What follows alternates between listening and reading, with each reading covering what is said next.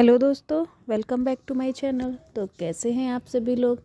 I hope कि आप सभी लोग अच्छे होंगे। दोस्तों, पुराणों का अध्ययन करने के बाद पता चलता है कि उनमें कुछ भविष्य की बातों का भी उल्लेख है। पुराणों में कलयुग को जो चित्रण किया गया है वर्तमान में हूबहू वैसा ही हो रहा है।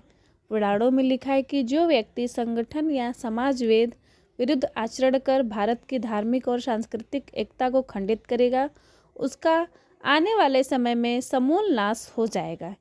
यहाँ प्रस्तुत है कि पुराणों की वह भविष्यवाणी जिसमें उन लोगों के बारे में बताया गया है जो वेद सम्मत आचरण को छोड़ चुके हैं। तब अंत में होगी प्रलय, बचेगा वही जो ब्रह्मा परायण होगा। तो आइए जानते हैं आज की वीडियो में कि कृष्ण ने क्या कहा था, कलयुग कैसा होगा।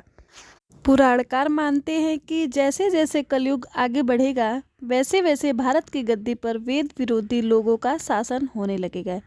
ये ऐसे लोग होंगे जो जनता से झूठ बोलेंगे और अपने कुतर्कों द्वारा एक दूसरे की आलोचना करेंगे, और जिनका कोई धर्म नहीं होगा ये सभी विधर्मी होंगे। ये सभी मिलकर भारत को तोड़ेंगे और अंततः भारत को एक अराजक भूमि बनाकर छोड़ देंगे।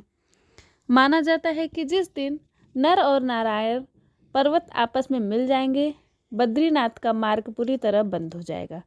भविष्य में गंगा नदी पुनः स्वर्ग चली जाएंगी। फिर गंगा किनारे बसे तीर्थ स्थलों का कोई महत्व नहीं रहेगा, वे नाम मात्र के तीर्थ स्थल होंगे। तब देश में बहुत बुरे हालात होंगे। केदार घाटी में 2 पहाड़ हैं, नर और नारायण। पुराणों के अनुसार गंगा स्वर्ग की नदी है और इस नदी को किसी भी प्रकार से प्रदूषित करना और इसके स्वाभाविक रूप से छेड़खानी करने का परिणाम होगा संपूर्ण जम्बू खंड का विनाश और गंगा का पुनः स्वर्ग में चले जाना। पुराणों में बद्री केदारनाथ के रूठने का जिक्र मिलता है। पुराणों के अनुसार कलयुग के 5000 वर्ष बीत जाने के बाद पृथ्वी पर पाप का साम्राज्य होगा। कलयुग अपने चरम पर होगा। तब लोगों की आस्था लोभ, लालच और काम पर आधारित होगी। सच्चे भक्तों की कमी हो जाएगी।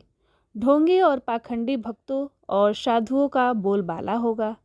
ढोंगी संतजन धर्म की गलत व्याख्या कर समाज को दिशाहीन कर देंगे। तब इसका परिणाम यह होगा कि धरती पर मनुष्यों के पाप को धोने वाली गंगा स्वर्ग लौट जाएगी। वेदों में कहा गया है कि नदी के किनारे लगे वृक्ष को जिस तरह सभी तरह के पोषक तत्व मिलते रहते हैं, उसी तरह सुख और दुख सभी अवस्था में जो व्यक्ति परमेश्वर यानी ब्रह्मा को पकड़ कर रखता है वह कभी भी मुरझाता नहीं है। लोगों के तथाकथित साधु ज्योतिष या भ्रमित करने वाली पुस्तकें अनेकों मंत्र, देवता आदि के बारे में बताते और डराते रहते हैं, किंतु ये सभी भटकाव के रास्ते हैं। भ्रम, द्वंद्व, डर में जीने वाला या भटका हुआ व्यक्ति कभी भी कहीं भी नहीं पहुंच पाता। वह कभी किसी मंत्र या देवता का सहारा लेता है तो कभी किसी दूसरे मंत्र या देवता का। ऐसा व्यक्ति किनारे से दूर होता जाता है और हमेशा द्वंद्व और दुविधा में रहकर जीवन को नष्ट कर लेता है। श्री कृष्ण जी गंगा को बताते हैं कि कलयुग में एक स्वर्ग होगा जिसकी शुरुआत कलयुग के 5000 वर्ष बाद होगी और यह सुनहरा युग अगले 10,000 वर्ष तक चलेगा। यह भविष्यवाणी भारत के संदर्भ में नहीं बल्कि संपूर्ण धरती के संदर्भ में है। कलयुग के 5000 वर्ष बीत चुके होंगे और अब सभी और राजनीतिक शुद्धता और तकनीकी का युग शुरू हो चुका है। हर देश में क्रांति और आंदोलन हो रहे हैं। अब झूठ और फरेब ज़्यादा दिन तक नहीं चलेगा। ईसा मसीह के 3114 वर्ष पूर्व कलयुग की शुरुआत हुई थी। आज इसके 5127 वर्ष बीत चुके होंगे। युग में थोड़े से धन से मनुष्यों में बड़ा घमंड होगा। स्त्रियों को अपने केसों पर भी और रूपवती होने पर गर्व होगा। कलयुग में स्त्रियां धनहीन पति को त्याग देंगी। उस समय धनवान पुरुष ही स्त्रियों का स्वामी होगा। जो अधिक देगा उसे ही मनुष्य अपना स्वामी मानेंगे। उस समय लोग प्रभुता के ही कारण संबंध रखेंगे। द्रव्य राशि घर बनाने में ही समाप्त हो जाएगी। इससे दान पुण्य के काम नहीं होंगे और बुद्धि धन के संग्रह में ही लगी रहेगी। सारा धन उपभोग में ही समाप्त हो जाएगा। युग के अंत के समय बड़े बड़े भयंकर युद्ध होंगे। भारी वर्षा, प्रचंड आंधी और जोरों की गर्मी पड़ेगी। लोग खेती काट लेंगे, कपड़े चुरा लेंगे, पानी पीने का सामान और पेटियां भी चुरा ले जाएंगे। चोर अपने ही जैसे चोरों की संपत्ति चुराने लगेंगे। हत्यारों की भी हत्या होने लगेगी। चोरों से चोरों का नाश हो जाने का कारण जनता का कल्याण होगा। युगांत काल में मनुष्यों की आयु अधिक से अधिक 30 वर्ष की होगी। लोग दुर्बल, क्रोध, लोभ तथा बुढ़ापे और शोक से ग्रस्त होंगे। उस समय रोगों के कारण इंद्रियां क्षीण हो जाएगी।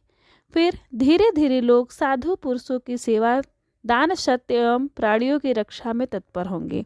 इससे धर्म के एक शरण की स्थापना होगी। उस धर्म से लोगों को कल्याण की प्राप्ति होगी। लोगों को गुणों में परिवर्तन होगा और धर्म से लाभ होने का अनुमान होने लगेगा। फिर श्रेष्ठ क्या है, इस बात पर विचार करने से धर्म ही श्रेष्ठ दिखाई देगा। जिस प्रकार क्रमशः धर्म की हानि हुई थी, उसी प्रकार धीरे धीरे प्रजा धर्म की वृद्धि को प्राप्त होगी। इस प्रकार धर्म को पूर्ण रूप से अपना लेने पर सब लोग सत्य युग देखेंगे। थैंक यू दोस्तों। तो कैसा लगा आप लोगों को वीडियो? आई होप कि आप लोगों को वीडियो अच्छा लगा होगा। अगर अच्छा लगा तो प्लीज़ राखी फैक्ट्स चैनल को सब्सक्राइब कीजिए, वीडियो को लाइक कीजिए, शेयर कीजिए और कमेंट बॉक्स में कमेंट जरूर कीजिए। Thank you.